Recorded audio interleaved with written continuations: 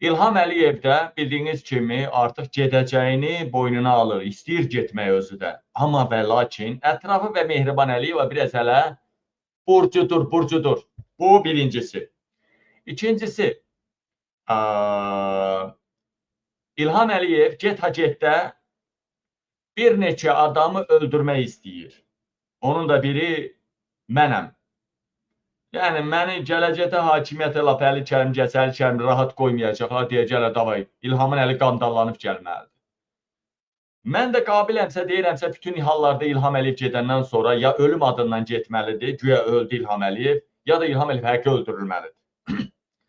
Çünki İlham Əliyev kim gəlsə, bütün iş adamları, bütün güclər, hər yerə xəyanət edib bu köpək oğlu. Hər yerə xəyanət edib. Bu adam, yəni bu adamın dalından çox adamlar düşəcək. Hələ kriminal avtoritetdə Bəxtiyarı kim öldürüb? Heydər Əliyev. Bütün avtoritetlərin keçmişdə kim öldürüb? Heydər Əliyev. Rövşən Lənkəranski kim öldürdü? İlham Əliyev. Qocanı kim öldürdü? İlham Əliyev. Qulini kim öldürdü? İlham Əliyev. Ola hər yerdə mafiyalar da axtaracaq bu. Dəyərli vətənlər, dəyərli soydaşlar, bütün hallarda qardaşlar, bacılar, bunu İlham Əliyev əlbəttə ki, başarma ehtimalı aşağıdır. Deyəcəksiniz, Adil Əliyev hara gedibdir? Adil Əliyev hara gedibdir? Dəyərli vətənlər, Adil Əliyev iki məqsədlə gəlibdir. Bir, Almaniyaya, deyirlər Almaniyadan qovalayıblar, indi deyəmərəm, qovaladılar, qovalamadılar, hər nəysə. Sözün açığı o barədə mənə hələ bilgi gəlməyir, amma başqa medialarda deyirlər Almaniyadan qovaladılar. Bütün hallarda iki məqsədlə gəlib. İki məqsədlə gəlib Adil Əliyev. Bir, ən axırıncı moment İlham Əliyev vəzifəni qoyub qaçan ya təhvil verən ərəfədə siyasi fəalları bir anda, bir gecədə öldürmə. Yəni, qabildir, Mirzət, hamısının yerini örgənin, yerini bilin. Ha, burada yaşayır. O orada yaşayır. Bu vaxt bura çinməyə gəlir. O vaxt ora idmana gedir. Lazım olan anda İlham 3 günə gedirsə, 3 günə gedəcək də bu adam. Xalq ayağa qalxıb ya qalxmayıb. Və həmən ərəfədə bir gecədə lazım olan anda evində belə hücum eləmək. Məsələn, şəxsən İlham Əliyev getsə, mənim ümumiyyətcə Krugla sutka post qoyulacaq. Çünki axırıncı mənə deyirlər, gərək varmı? Dedim, yoxdur. Posta gərək yoxdur da. Yəni, başqa cürə indi qoruyurlar, sağ olsunlar. Yəni, axırıncı moment artıq biz devlətə müraciət edəcəyik. Bizdən də qabaq müraciət olacaq, söz yox. Post qoyacaqlar qorumaq üçün. O qədər dəhşətli. İlham Əliyev bilir ki, ölüm adından gizlənəcək, ölüm adından qaçacaq, amma o Əli Kərimli aldada bilər. Ya danışılmış səviyyədə, ya bir balaca verbovka olmuş adamı aldada bilər. Ya da İlhamı gətirən, götürən qüvvələr qabildən başqa kimisə gətiribsə, ona malala deyərlər üstündən və üstünə getməz. Amma biz umudluyuq bunların uğradıqları pullara. Bizim ümidimiz odur. İkinci, Adil Əliyev nəyə gəlib? Bilirsinizmi? Bilirsiniz ki, Adil Əliyevin Almaniyada fitness klubu var. Əslində qalsa dünyanın heç bir yerində İlham Əliyevin və onun məmurlarının fitness klubları yoxdursa, Avropada xeyr ola fitness klubu. Sadəcə olaraq ora fitness klubu deyil. Ora killerlər qrupudur. Killerlər. Bu birinci. İkinci, o idmançılar var, Avropaya yerləşdirilib. İlham qonaq evlərində olanlar var, hər bölgədə qonaq evləri var, devlətdən maliyyələşir, səfirliklərdə var, diasporalarda var, varsa da var, otellər var, saraylar var Almaniyada belə, o sarayı qoruyanlar var. Və ən əsası Mehriban Əliyevanın çox saylı biznesinin Adil Əliyev və onun idmançılarının adına olduğu milyardlarla biznes var. Mən bilən 3,5-4 milyarddır. Mən bilən. Həmən o bizneslərin Adil Əliyev hədəfdə daxil. Fransada qardaş elə deyil. Hamı bilir uşaq deyil. Hələ 21 gün məhkəmə gedəsi, qərar qəbul edəsi, ratifikasiya ilə bunun şikayəti varmı, yoxdurmu? Ay qardaş, Adil Əliyev öləcək. Adil Əliyev aradan götürüləcək. Sadəcə Adil Əliyevin adına əmlaklar var axı. 4 milyarda qədər Adil Əliyevin təkcə Almaniya və Fransada isə Almaniya, İsveçrə bir daha rayda. O zapravkalar sat var. Hamısı idmançıların Adilin kurğun adamlarıdır. Və onu nəyə saxlayırlar orada? Adil Əliyev tək gəlməyib, başqa adamlar da gəlibdir. Kimin adına keçirəcəksə o obyektləri alqı-satqı. Çünki İlhamın sonudur. Bir, ikincisi, Adil Əliyev rasvoda verilməlidir. Adil Əliyev ailənin sirrini biləndir. Adil Əliyev birinci ölməlidir. İnanmırsınız? Mən deyirəm bunu sizə, görəcəksiniz. Qabil nə dedi də düz çıxmadı? Dedim, ay millət, İlham Qarabağ alan poxdur. Dedim, ay millət, Qarabağ zat xalqın deyil. Qarabağ özləri üçün bir Zəngəzura girmək üçün, orada İsrailin, Rusiyanın bazaları orada girmək, orada bir pox-püsür törətmək üçün elə bir obraz yaratdılar. Paşinyana ən əsasda zərbə vurmaq üçün. Ay qardaş, Qarabağ zad alınmayıb. Xalq üçün Qarabağ alınmayıb. Vəssalam. Ermənistan da dişinə qədər silahlanır. Özü də ən müasir silahlarını. Ən müasir silahlarını. Üstəlik, nüvə texnologiyasında Amerika ilə qol çəkirlər. Nüvə texnologiyasından. Deyələn vətənə. Lazer silahlar, nüvə texnologiyası, yay texnologiyası, yapay zəka, robot texnologiya.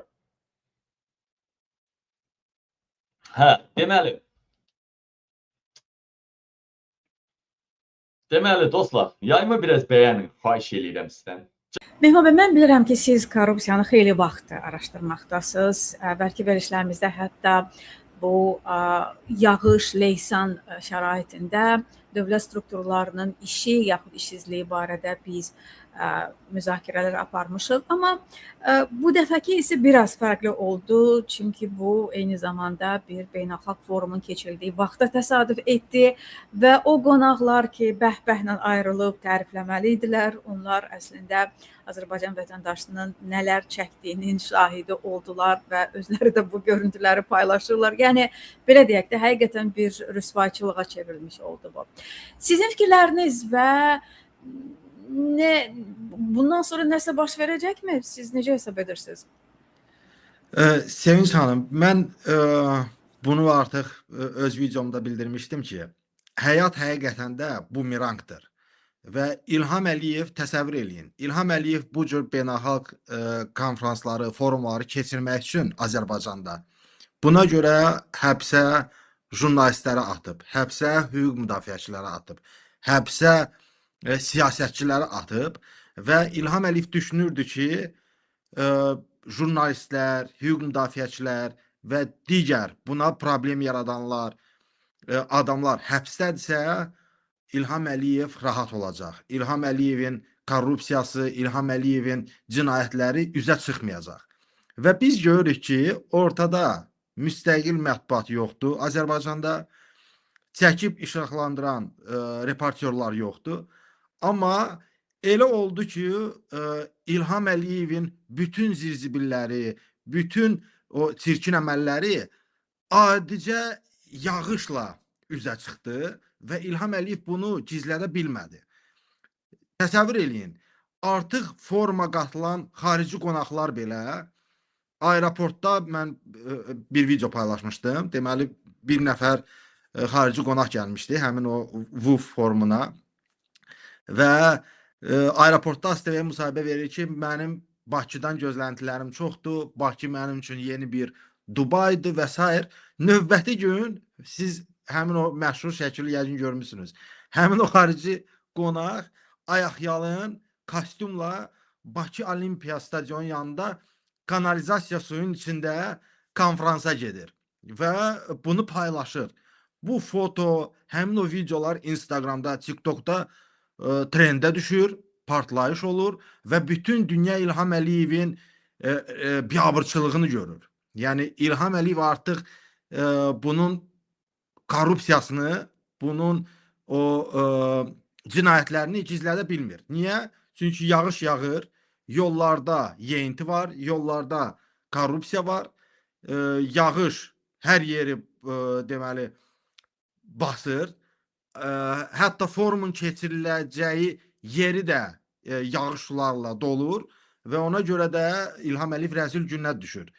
Mən artıq görürəm ki, gələcəkdə nə baş verəcək. İlham Əliyevi mən tanıyıram, İlham Əliyevi mən çox yaxşı tanıyıram və o adam öz imicini, öz statusunu, öz belə deyək də, adını həmişə istəyir ki, bunu beynəlxalq konfranslarda tərifləsinlər, bunu beynəlxalq forumlarda bəhbəhlə yad etsinlər. Amma indi İlham Əliyev nə ilə yaddaşlarda qaldı? Mən bütün xarici qonaqları izləyirəm. Görürəm ki, nə yazırlar. Twitterdə, Instagramda. Bunlar deyirlər ki, hamı bir söz deyir ki, biz peşmanıq Bakıya gəlməyimizə. Biz peşmanıq bu foruma qatılmağımıza.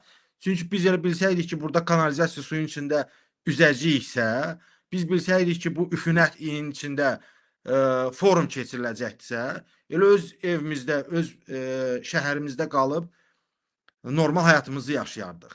Ona görə də İlham Əliyev bu forumdan üzaq çıxmadı və növbəti addım nə olacaq?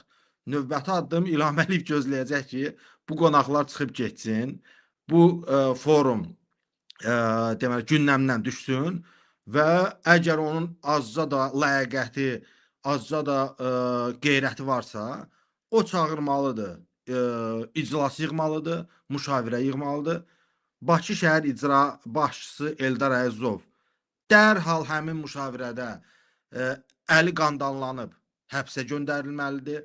Azər Avtoyol Servisinin rəhbəri, Azər Suyun rəhbəri, bütün kim ki ölkəmizi kanalizasiya suyunun altına aparıbsa, kim ki bu zirzibili üzə çıxardıbsa, onlar cəzalanmalıdır. Amma mən bugün həm də o videoda yeni araşdırma paylaşmışam. Onu göstərmişəm ki, Eldar Əzizov, Bakı şəhər icra başçısı Eldar Əzizovdan əlavə olaraq, Azər Suyun, Azər Avtoyol Servisinin rəhbərindən əlavə olaraq bütün bu biabırçılığın əsl səbəbkarı İlham Əliyevin özüdür. Çünki mən o korrupsiya sistemini izah edirəm. Niyə bu deməli evlər kanalizasiya suyun altında qalıb? Çünki İlham Əliyev yola xərclənən pulları, kanalizasiya sisteminə xərclənən pulları at-qatla, yəni özü basıb yeyir, ailəsi Bala Heydər, Alyonuşka, Leyla, Arzu və yolun tikilməsi üçün çox az miqdarda pul qalır. Demək ki, İlham Əliyevdir bunun bütün səbəbkarı ki, yollar düzgün tikilmir, drenajlar düzgün tikilmir, quraşdırılmayıb, kanalizasiya sistemi düzgün quraşdırılmayıb. Niyə? İlham Əliyevin korrupsiyasına görə. İlham Əliyev ilk növbədə özünü sorğulamalıdır. İlham Əliyev oturub, papağını qabağına qoyub, özünə suallar verməlidir ki, mənim ölkəm niyə üfunət iyin içindədir, mənim ölkəm niyə kanalizasiya suyun içindədir və bu sualların cavabı İlham Əliyevin özündədir. Yəni siz hesab edirsiniz ki, başlar getməlidir. Yəni bu rüsvayçılıqdan sonra xalqa tədbir görüldüyü göstərilməlidir. Ona görə bu indi maraqlı bir test olacaq, sınaq olacaq. Doğrudan da bu baş verəcəkmi, yoxsa ki bunu da bir külək də əsdi kimi yola verəcəklər. Mən İstisna etmirəm ki, bağlı qapı arxasında belə bir tədbir keçirilə bilər. Sonra üstündən bir neçə həftə keçəndən sonra güya ki, korrupsiya ilə mübarizə aparırmış kimi kimlərsə çıxarıla bilər. Hər halda belə deyək, bilirsiniz, ağlımdan bir də nə keçdi? Belə olanda axı avtoritarlar nə deyirlər? Atırlar bunu düşmənin üstünə də ki, onlar kosmosda nəsə ediblər ki, məhz bu forum keçirilən günü leysan yağışlar yağsın. Mən bunu da gözləyirəm. Ona rast gəlməmisiniz? Hər şey çıxa bilər və mən Hə. bəzən Facebookda zarafat yəni yazırlar ki, bütün bu çirkabın səbəbkarı göydəki buludlardır. Buludları bizə Rusiyadan, Türkiyədən, İrandan təxribat olaraq göndəriblər. Yəni İlham Əliyev belə bir açıqlama versə heç də təəccüblənmərəm. Yəni Azərbaycan rəhbərliyi o qədər müstəqil, o qədər möhtəşəm bir diplomatiya, siyasət aparmaqdadır ki, heç kəsin gözü götürmür və ona görə onu imicinə zərbə vurmaq üçün belə bir buludlar, leysan yağışlar göndərilib Azərbaycana. Bilirsiniz, yəni faktiki siz dediniz ki, o imici onun üçün çox əhəmiyyətlidir. Həqiqətən də əslində imici yumaq həm də çirkli pul yuma mexanizmidir. Elə deyilmi? Tam doğru.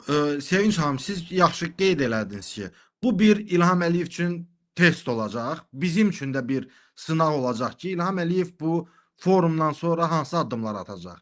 Niyə bunu çox gözləyirəm? Çünki baxın, 2012-ci ildə Bakıda Eurovision beynəlxalq musiqi festivalı keçirilib və Eurovision zamanı kim ki İlham Əliyevə qarşı kampaniyalar aparırdı, Eurovisiona qarşı kampaniyalar aparırdı.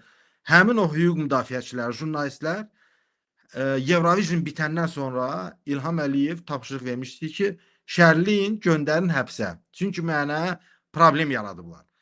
Növbəti addım nə olur? 2015-ci ildə Avropa oyunları keçirilir. Avropa oyunları keçirilməmişdən qabaq nə olmuşdu? QHT-lərin rəhbərləri həbs olunmuşdu. Emin Hüseynov səfirliyə sığınmışdı. Xəccə İsmail həbsə atılmışdı. Bir çox dostlarımız həbsdə idi. Və sonuncu dövrə baxsaq, deməli COP29 2024-cü ildə COP29 keçirilmişdi. Yadınızdadırsa Meydan TV-nin, Azadlıq Radiosunun, Toplum TV-nin jurnalistləri də həmin o konfransda iştirak eləyirdi. Hikmət Hacıyev və hətta sual da vermişdilər və İlham Əliyev nə siqnalı bizə ötürmüşdü? Gözləyin, COP29 bitsin, mən sizlə məşğul olacağam. COP29 bitəndən sonra dərhal Meydan TV-nin jurnalistləri, Toplum TV-nin jurnalistləri və digər mətbuat orqanlarının jurnalistləri şərlənərək həbs olundular. Biz ona görə mən tam əminəm ki, İlham Əliyev üçün belə beynəlxalq konfranslar, forumlar çox vacibdir. Onun öz adı üçün, onun öz imici üçün çox vacibdir. Amma bu dəfə biz heç nə eləmədik. Çünki ölkədə azad mətbuat nümayəndələrin qalmayıb, hamısı həbsdə. Çünki həmin o forumda, Urban forumunda hər hansı bir müstəqil jurnalist iştirak eləməyib ki, İlham Əliyevin korrupsiyasını orada işıqlandırsın, İlham Əliyevə hansısa bir provokativ sual versin. Biz heç nə eləməmişik, doğrudurmu? Eləyən ətrafı oldu. İlham Əliyevin ətrafı Eldar Əzov, Azərsuyun rəhbəri, Azəravtayolun rəhbəri və digər şəxslər. İlham Əliyev indi də məntiqlə bunları cəzalandırmalıdır. Çünki jurnalistlər orada problem yaratmayıb. Çünki ictimai siyasi adamlar həmin o konfransda iştirak eləməyib, siyasətçilər iştirak eləməyib, aktivistlər iştirak eləməyib. İlham Əliyevin ətrafı orada iştirak edib. Mənə çox maraqlıdır ki, İlham Əliyev bu biabırçılığı onlara necə yedizdirəcək? Bu biabırçılığı onlara neçəyə başa gələcək? Bax, bunları sadəcə bizə zaman göstərəcək, vaxt göstərəcək. Mən bunu çox gözləyirəm və yenə də tam əmin deyiləm ki, İlham Əliyevin cəsarəti çatar ki, həmin o məmurları şərliyib yox. Həmin o məmurları səhnənkarlığa görə həbsə atıb cəzalandırar. Yenə deyirəm ki, İlham Əliyevi mən yaxşı tanıyıram. İlham Əliyev üçün pul Allahdır. Yenə də Eldar Əzizovdan və digər qurumlardan deyəcəm pulu alıb ya göz yumacaq onların işinə ya da ki elə iş yerində saxlayıb deyəcəklər ki davam edin. Davam edin. Zaman göstərəcək. Bəli. Bu günlər Bakı-Tbilisi-Bakı dəmir yolunun açılışı olub və mən baxıram ki, sosial şəbəkələrdə adamların ən çox müzakirə etdiyi bunun qiymətidir.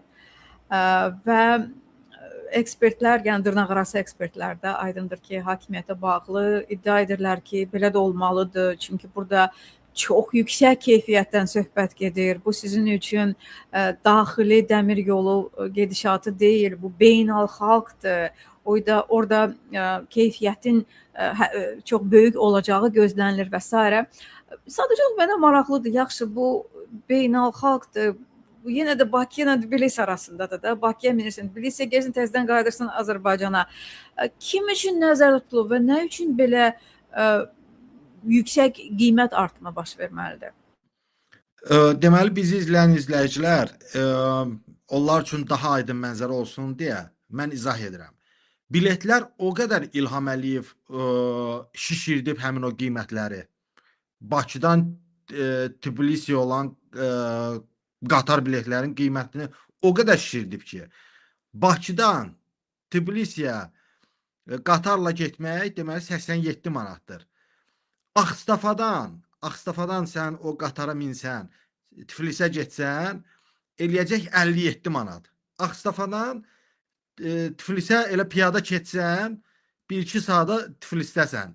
Amma yenə də Ağstafadan kəndçi, bir kəndçi kasıb balası 57 manat pul verməlidir ki, nədir? Bir yarım saatlıq yol gedəcək. Həmin o Bakı Tiflis biletin qiymətini götürək. 87 manat, düzdürmü? Siz bilirsinizmi ki, Sevinç xanım və bizi izləyən dostlar, 50 avro ilə Avropa daxilində Norveçdən Londona uçmaq olar, Londondan Litvaya uçmaq olar, Litvadan Fransaya uçmaq. Yəni Avropa daxilində çox uzun məsafələri uçmağı özdəki, yəni ki, təyyarə bileti. Burada isə söhbət dəmir yolundan gedir. Bəli. Təyyarə bileti ilə 30, 40, 50 avroya sən təyyarə ilə rahat uçur, gedib gələ bilirsən. Amma İlham Əliyev həmin o 50 avroya deyir ki, siz qatara minəcəksiniz və bir gedişdir. Yəni sən getdin 87 manat. Mən sizə hələ Amerikanın da qiymətini əlavə edim. Siz Avropanı dediniz. Buradan New Yorkdan Washingtona getmək hardasa 50 dollara başa gəlir. Yəni dəhşət. Bax budur. 5 saat yol gedirsən. Bəli. Yəni insanlar yenə də mən Bakıdan Tiflisə uçmuşam 250 manata, 300 manata və deyirdim bahadır bu. Amma indi yenə də 87, 170 manat pul verirsən ki, sən Bakıdan Tiflisə gedib, Tiflisdən Bakıya qayıdasan. Bu nə oldu axı? Bu şou kimə lazımdır? Yenə də İlham Əliyev deyirlər ki, bəs neft qiymətinin artması ilə bağlıdır. Sadəcə olaraq mən başa düşmürəm. Neft qiyməti azalır da, cəmaatdan bunu çıxırlar. Neft qiyməti artır da, sevinin də ki, neftin qiyməti artıb, dizelin qiyməti artıb. Demək ki, sən qiyməti aşağı salmalısan da. Amma İlham Əliyev bundan yenə də öz xeyrinə istifadə eləyir və sərhədləri açmaqla bizim burnumuzdan gətirir ki, baxın, siz sərhədlərin açılmasını istəyirdiniz, mən də qiyməti qoyuram, mən də qiymət oxuyuram. Yəni 87 manat bu bir vətəndaş üçün adi pul deyil. Bu çox böyük məbləğdir və mən əvvəllər 2019-cu ildə getmişdim, 2020-ci ildə getmişdim, deməli 2020-ci əvvəllərində yanvar ayında getmişdim Tiflisə. Biletin qiyməti 27-30 manat idi. İndi 3 dəfə qaldı.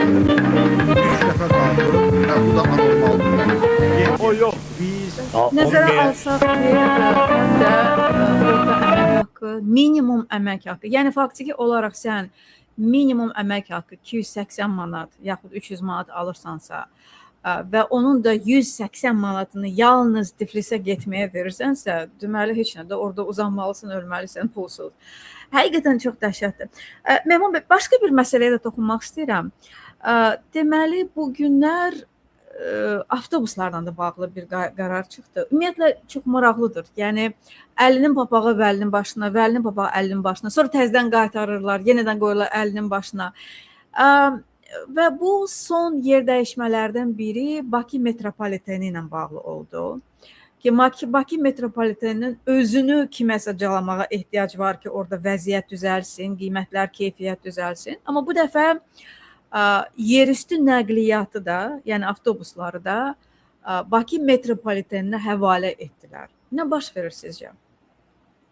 burada Sevinç xanım, bu sualın cavabı çox sadədir. İlham Əliyev bilirik ki, monopoliyadan əl çəkmir. İlham Əliyev bilirik ki, pula, dövlət büdcəsinə özü üçün deməli qənaətlə istifadə eləyir, iş yerlərini azaldır. Yəni bu təsadüfi saymıram. Yenə də İlham Əliyev milyonları, milyardları öz ailəsinin xeyrinə xərcləyir, öz ailə biznesinə xərcləyir. Amma buna görə də iş yerlərinin sayını azaldır. Burada təzədən deməli yerüstü nəqliyyat agentliyini birləşdirib Bakı metropoliteninə və düşünür ki, ictimai nəqliyyatda hər hansı bir irəliləyiş olacaq. Bu səhvdir, bu məntiqsizdir. Çünki Bakı metropolitenində vəziyyət necə idi ki, avtobuslarda, yerüstü nəqliyyatda da düzəlsin. Yəni Bakı metropolitenində vəziyyət, sıxlıq, onun fəaliyyəti o qədər bərbad, o qədər faciəvidir ki, İlham Əliyev bircə dəfə mən ona təklif edərdim ki, girsin Bakı metropoliteninə, metrodan istifadə eləsin və görsün hansı xidmət insanları göstərilir. Əsəb, stres, problem belə ölkəni idarə etmirlər. İlham Əliyev yenə də iş yerlərini azaldır. Çünki dövlət büdcəsinə gəlir azalır. Çünki dövlət büdcəsi azalır, neft gəlirləri azalır. Bu da yaxşı yaşamaq istəyir. Bunun hələ təzə gəlini də gəlib, bunun nəvələri var, bunun sibrizi var, bunun biznesləri var.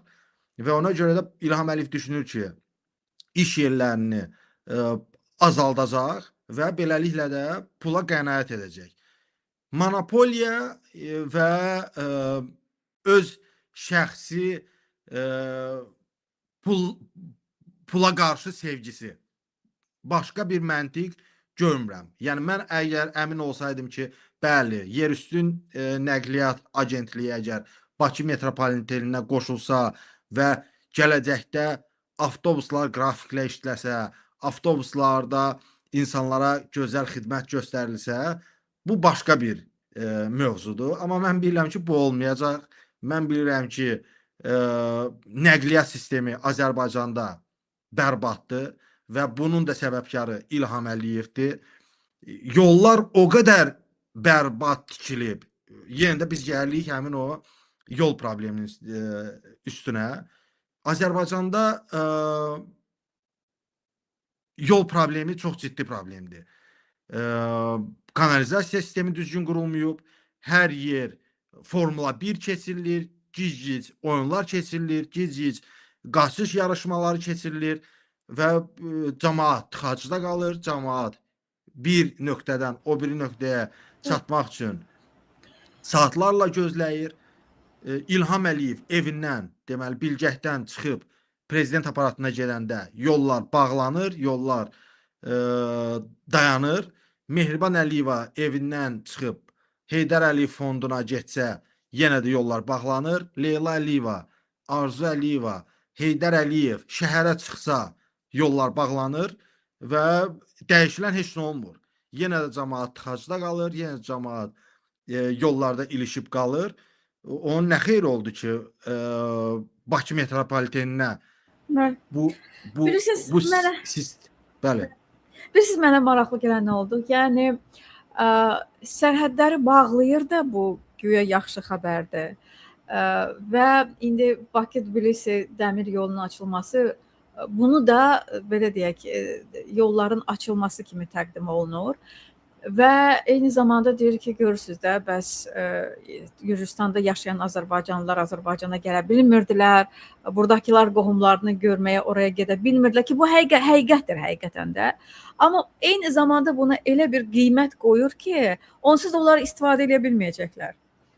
Yəni ya heç nə, yəni bu özü də bir butaforiyadır. Yəni açdım, aydındır ki, Tbilisinə nəsə razılığa gəliblər, əl-əli yuyar, əldə qayıdıb üzü yuyar, amma eyni zamanda yenə də ən axırıncı düşündükləri Azərbaycan vətəndaşıdır. Yəni deyir ki, bugün nümayəndəsi müsahibə verib ki, bəs siz görürsüz də, bəs hələ karantin qalır, davam edir. Yəni niyə karantin qalmalıdır ki? Elə deyilmi? Karantini sən çoxdan çıxarmalıydın və sərhədləri də açmalıydın. Nəysə, yəni aydındır ki, bu özü də bir belə deyək, baş aldatmaqdan başqa bir şey deyildi.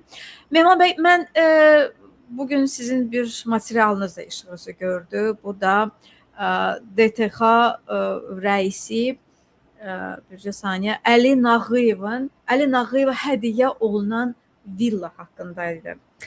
Buyurun fikirləriniz. Sevinç xanım, bugünkü bir videomda mən insanlara izah elədim ki, Azərbaycanda korrupsiya sistemi ümumiyyətlə necə işləyir? İlham Əliyev sistemi necə qurub? İlham Əliyevin korrupsiyası necə işləyir? Yəni burada artıq insanlar üçün mənzərə yaranıb və mənə çoxlu suallar gəlirdi ki, Mehman, niyə Eldar Əzizov, Bakı şəhər icra başçısı həbs olunmur? Niyə Azəravtayol servisin, hansı ki yolların deməli inşası ilə məşğuldur? Həmin qurumun rəhbəri həbs olunmur? Niyə Azərsuyun rəhbəri həbs olunmur? Və mən də bugün bütün izləyicilərin o suallarının cavabını tapdım.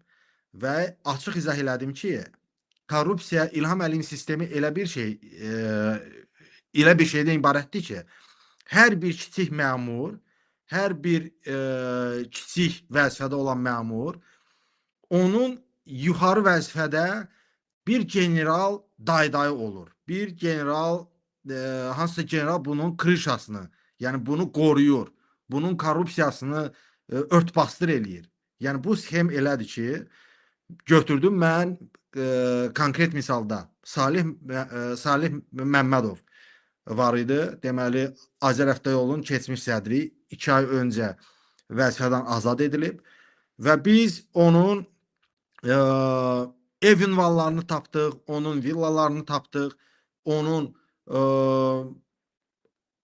bütün sxemini tapdıq ki, necə işləyir, vəzifədə necə qalır, kim bunun korrupsiyasını ört-bastır eləyir və konkret misal, insanların bugün Keşlədə, Binəqədidə, Əhmədlidə, Qaraçurda, hər yerdə biz bilirik ki, insanların evinə kanalizasiya suyu dolub, insanların evindən üfunət iyi gəlir. Amma kimdən bu sorğulanmalıdır? Hamı məsuliyyətdən qaçır. Mən də konkret misal götürdüm ki, gəlin yolların tikintisi ilə məşğul olan Salih Məmmədovu götürək.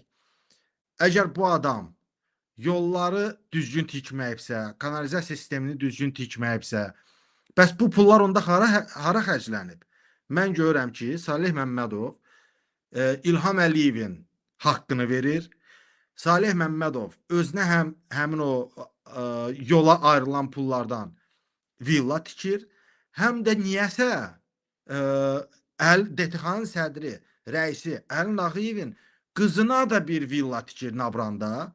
Bax, biz də sual ünvanlayırıq ki, normal bir məmur niyə başqa bir daha yüksək vəzifəli şəxsin qızına villa tiksin? Niyə ona hədiyyə etsin? Niyə ona bahalı mülklər hədiyyə etsin? Cavabı da odur ki, Azəravtoyol Servisin dövlət agentliyinin sədri Əlin Ağayevə bax belə bahalı mülklər hədiyyə eləyir ki, ona görə ki, Əlin Ağayev də bunun korrupsiya əməllərini ört-basdır edəsin. Ki, sabah DTX-dan yoxlama gəlməsin, prokurorluqdan yoxlama gəlməsin, Daxili İşlər Nazirliyindən yoxlama gəlməsin və bu korrupsiya zəncirvari gedib İlham Əliyevə söykənir. Yəni kiçik məmurdan tutmuş, hərəsi yuxarılara pulu ötürür və yekun nəticə ona gəlir ki, həmin o məmurlar vəzifədə qalxdıqca gətirib İlham Əliyevə həmin o pulu verir. Deməli, Akkordun keçmiş rəhbəri İlqar Hacıyev də həmin o sistemi daha aydın izah edib ki, dövlət büdcəsindən İlham Əliyev Binəqədi, misal üçün, Bakı-Sumqayıt yolunun tikintisi üçün 100 milyon manat ayırır. İlham Əliyev dövlət büdcəsindən Bakı-Sumqayıt yolunun tikintisi üçün 100 milyon ayırır. Onun 70%, o həmin 100 milyonun 70%, dərhal İlham Əliyevin qara kassasına köçür. Yəni İlham Əliyev həmin o puldan atqat götürür. İlqar Hacıyev də əvvəllər yol, körpü tikintisi ilə məşğul olub və o da deyirdi ki, bizə dövlət büdcəsindən pul köçürülürdü. Həmin pulun 60-70%-i biz nəqdlaşdırıb Heydər Əliyev fonduna aparırdıq ki, bu bizim ianəmizdir. Bu bizim bu sizin atqatınızdır. Bu sizin faizinizdir və qalan 30%-lə biz həm yol tikməliydik, həm kanalizasiya sistemini tikməliydik, həm DTX-nın payını verməliydik, həm prokurorluğun payını verməliydik və ortada heç bir iş görülmürdü, amma pul gedirdi. Yəni, misal konkret var ki, İlham Əliyev bütün sistemdə, bütün sahələrdə elə işləyir. Kim ki, restoran sahəsində işləyir, atqatını verir. Kim ki, yol tikintisi ilə məşğul olur, atqatını verir. Polis sistemi, prokurorluq sistemi, biz bilirik ki, prokurorluq sistemində tas qoyulur ki, bir il ərzində bu qədər pul gətirməlisiniz. Keçən il Samir Şərifov hələ deməli Maliyyə Naziri olarkən çıxıb nə demişdi? Bu il biz Daxili İşlər Nazirliyinə məbləğ qoyuruq ki, neçə 180 milyon, yoxsa 800 milyon, nəsə belə bir məbləğdə cərimələr pulu dövlət büdcəsinə köçürülməlidir. Və insanlar da sual vermişdi ki, qardaş, bu dövlət büdcəsi bizim cərimələrimizlə niyə doldurulmalıdır? Axı neft var, qaz var. Amma biz görürük ki, yox, bu sistem elə işləyir. İlham Əliyev prokurorluğa, Daxili İşlər Nazirliyinə, icra başçılarına, bələdiyyələrə, hər kəsə, kim ki bu sistemin içində varsa, kim ki İlham Əliyevin əlinin altında iş görürsə, İlham Əliyevin haqqını çatdırmalıdır. Heydər Əliyev fondunun haqqını çatdırmalıdır, dövlət büdcəsini süni şəkildə doldurmalıdır və ona görə də belə sistem olanda, belə sxem olanda iş olmur. Ona görə də bugün Keşlədə, Binəqədidə və digər ərazilərdə evlərin içi zirzibillə, kanalizasiya suyu ilə dolub və ona görə də İlham Əliyev heç kimi cəzalandırmır. Ona görə İlham Əliyev heç kimi məsuliyyətə cəlb eləmir. Mən İlham Əliyevə həmin kinoda da deməli müraciət eləmişdim ki, İlham Əliyevin görün necə özünə hörmət eləməyən bir prezidentdir ki, bugün 20 may, mayın 7-si 2 həftə öncə deməli Bakının mərkəzində İslam Səfərli küçəsində yeni bərpa işlərinin tanışlığına edib, həmin İslam Səfərli küçəsində olan təzə parkın açılışını edib və 2-cə gün öncə həmin o təzə açılmış parkı su basıb, kanalizasiya suları basıb, həmin o park üfunət içində idi. Bəs İlham Əliyev özünə sual vermirmi ki və ya Bakı şəhər icra başçısına sual vermirmi ki, Biz axı bunu təzəlikcə açdıq. Biz axı bunun siftəsini bir həftə öncə elədik. Bəs bu niyə belə oldu? İlham Əliyev niyə bunu sorğulamır? İlham Əliyev niyə öz əməyinə, öz işinə hörmət eləmir? İlham Əliyev niyə özünə ümumiyyətlə hörmət eləmir? Bax, bu sualların cavabı yoxdur. Biz görürük ki, İlham Əliyev ölkəni yola verir. Biz görürük ki, ölkəni uçuruma aparır. Amma mən bildirmişəm ki, əgər insanlar bu belə münasibətdən sonra hələ də susacaqlarsa, hələ də ağzına su alıb sakit duracaqlarsa, İlham Əliyev bizi talamağa davam edəcək. Bugün bizim evimizə əgər kanalizasiya suları giribsə, sabah İlham Əliyev bizə deyəcək ki, bunu Fövqəladə Hallar Nazirliyi təmizləməyəcək. Götürün həmin o üfunətli kanalizasiya suyunuzu özünüz təmizləyin, için, nə istəyirsiniz eləyin. İlham Əliyev bax bunu deyəcək. Əgər biz vaxtında ona dur deməsək, əgər biz İlham Əliyev vaxtında etiraz etməsək, mənim işim bütün bu cinayətlərin üstünü açıb, korrupsiyanın araşdırıb ortaya çıxartmaqdır. İnsanlar da, bizi izləyənlər, vətəndaşlar da yuxudan oyanıb öz haqlarını tələb etməlidir. Etiraz etmə hüquqları var. Gedib icra hakimiyyətinin qabağında etiraz mitinqləri keçirməlidirlər. Çünki bu davam edəcək. Əgər problem ondadır ki, həmin o kanalizasiya suyun içində məhv olmuş evlər var ha. Bax, onların evindən üfunət iyi aylarla, illərlə çıxmayacaq. Onlar qurudacaqlar oranı süni yollarından. 2 ay sonra yenə yağış yağacaq, yenə də evlər suyun altında qalacaq. Bunun qışı var, bunun sentyabrı var, bunun oktyabrı var. Çıxış yolu yoxdur. Çıxış yolu birdir.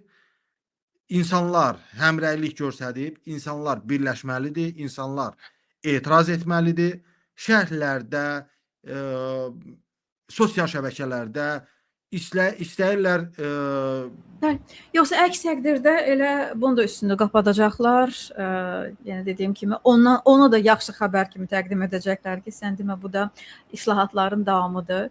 Əgər cəzalanan həqiqətən də olsa ki, bu özü də böyük sual altındadır.